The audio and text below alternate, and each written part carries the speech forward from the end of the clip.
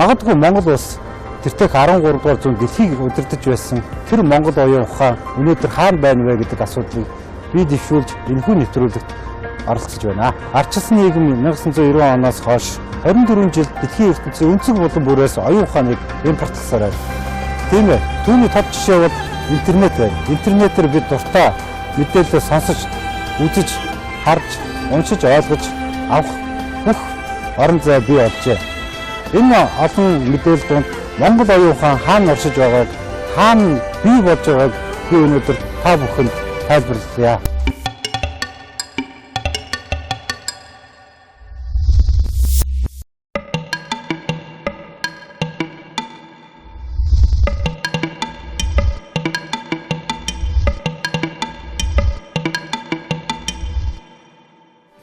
Боловсрол шинжилгээ ухааны яамны эрх мэдлийн төвлөрлийг бид орон нутагт нь шилжүүлье. Орон нутгийн сонгуулиар ялсан нам нь сургууль цэцэрлэгийн эрхлэгч захирлыг томилдог. Энэ бүхэн маань өнөөдрийн боловсролын тогтолцооны эрх мэдлийн уялдааг нэг төв зэгт биш өөр статусын өнцгөөс эрх мэдлүүд нь төвлөрөн оршиж байна.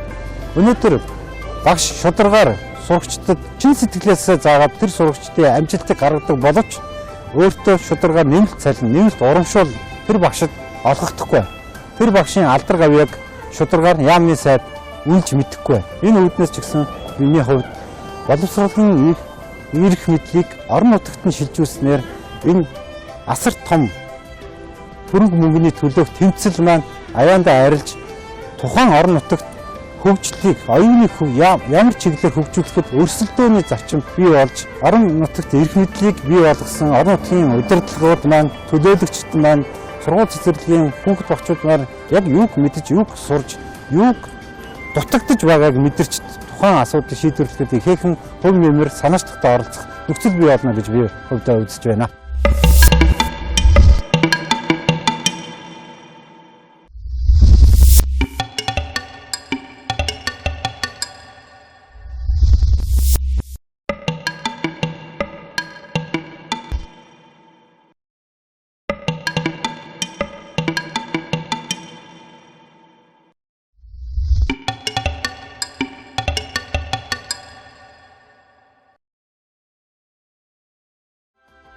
Элит хүүхдүүдийн ахлах сургуулийг дотор байртай төр байгуулъя. Монголын өнцөг буланд амьдарч байгаа нийгмийн боломжгүй, нийгмийн амьдралын боломжгүй төвшин янз бүр орлого нь бага тэр айлын хүүхдүүд, өнчийн өрөөсөө хүүхдүүд дотроо би хуульч болъё, би эдийн засгч болъё, би нарийн судлаач болъё, би мэрэгжилтэн болъё гэж хүсвч амьдрал түүнийг нухалсаар тэр мөрөөдөө биелүүлж чадахгүй.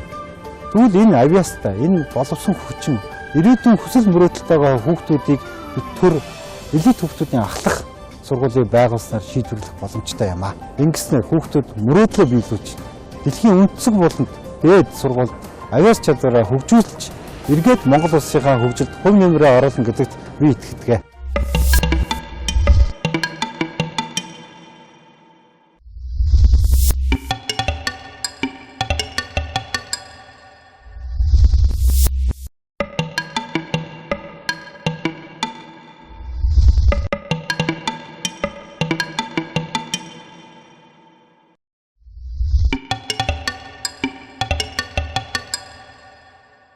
Монгол улсад шинжлэх ухааны парк байгуулах асуудал юм аа.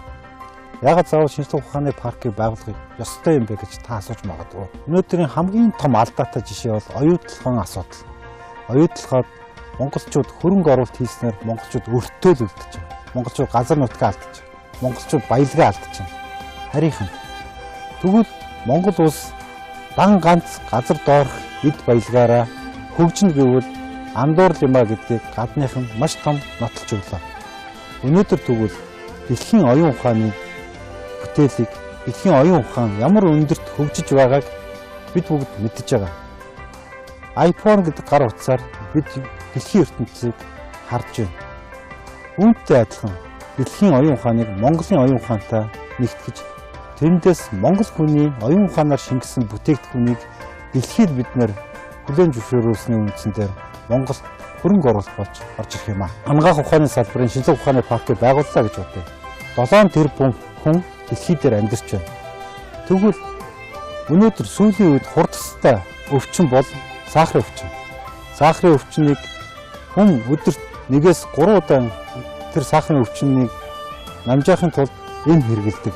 Тэр эмийг бодлолтой та бүхэн 7 тэрбум хүн өдөрт хэрэглэдэг гэж бодвол тэр хэмжээгээр мөнгөний тоо яригдана.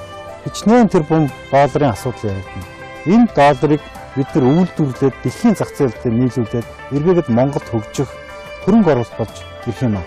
Энэ бол шинжлэх ухаан парк байгуулсны давуу тал ач холбогдол гэж би хувьдаа дүгнэж байна.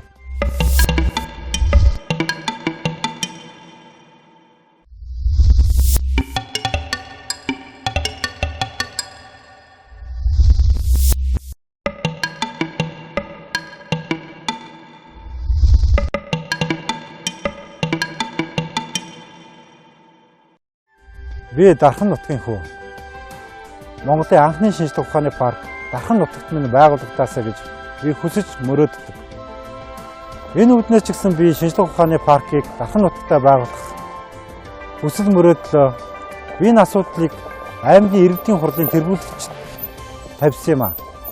Энэ үднээс Дархан нутагт шинжлэх ухааны парк байгуулах нь зүйтэй гэсэн аймгийн иргэдийн хурлын тэргүүлэгчдийн 53 дахь тогтоол өнөөдөр батлагдчихад байна. Цааш Монголын анхны шинжлэх ухааны парк Ахуул аймагт минь магадгүй 16 онд, магадгүй 20 онд байгуулагдсан талаар та бүхэнтэй дахиж уулзах болно гэж би итгэж байна. Та бүхэндээ баярлалаа.